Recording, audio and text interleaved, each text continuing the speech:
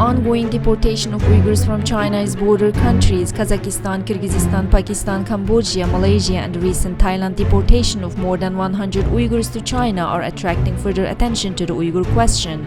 The Chinese state media Xinhua news agency reported the confession of deported Uyghurs from Thailand, and China claimed that Uyghurs are illegally crossing the border to join jihadi forces.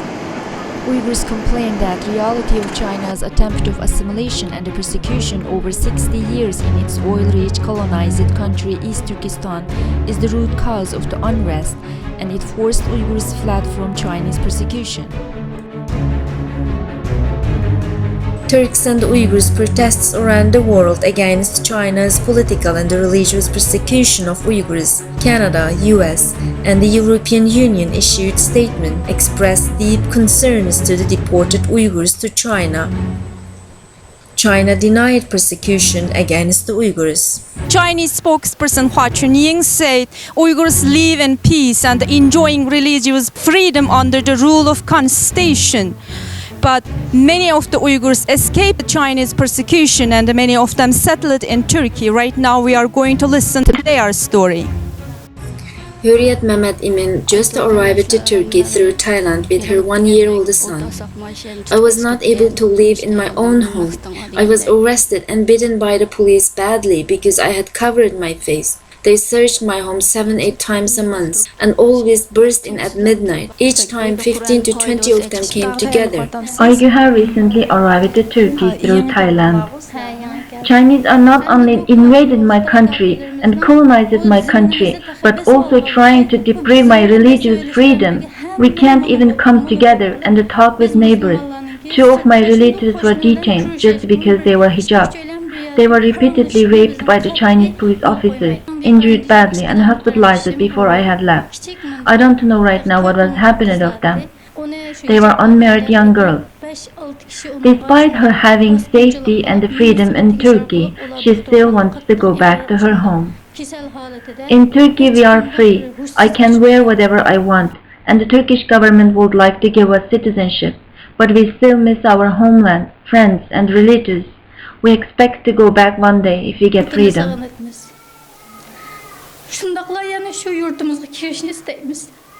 Ali Yashar could not contact with his parents or other relatives after he had left. 2 of his friends were jailed after he made phone contact with them. I was not able to live according to my culture and practice my religion. I was detained. My wife and my 9-month-old child were detained for weeks simply because she wore a burqa, and as a result also had to pay 15,000 yuan. The Chinese government detained and interrogated each of my family members. I couldn't contact any of them. I learned this from my neighbors and friends. However, one of my friends endured a 15-year sentence as punishment. Another was given 7 years, purely because they made contact with me and my family after we had left.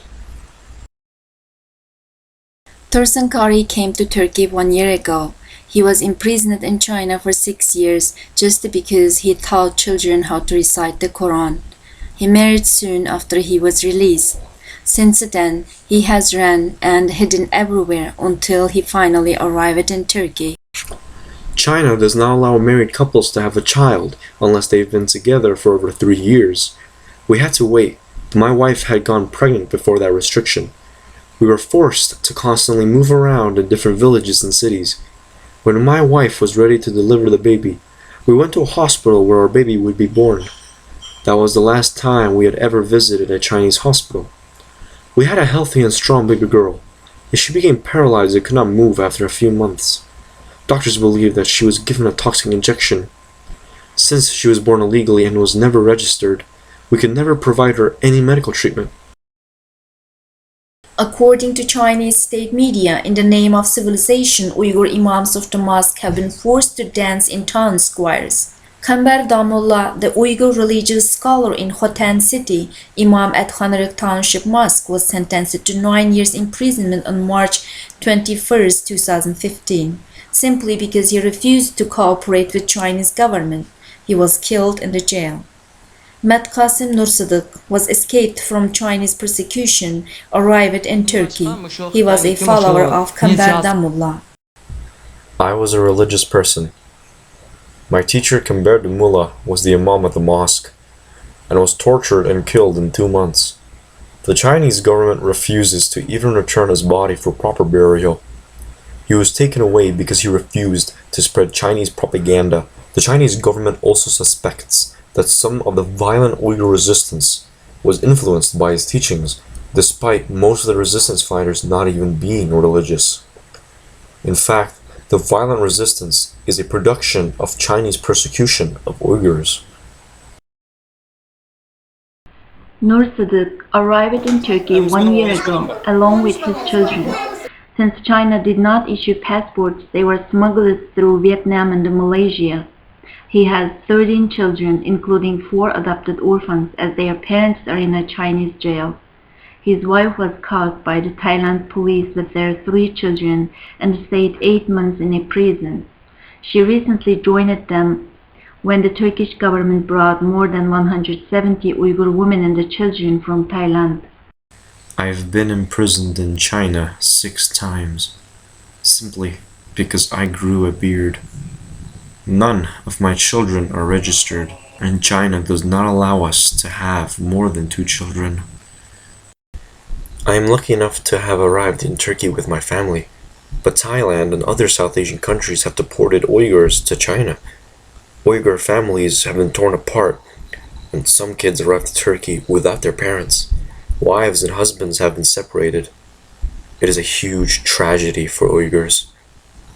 China also said that those deported Uyghurs had confessed to having left China in order to join jihadi forces in Syria.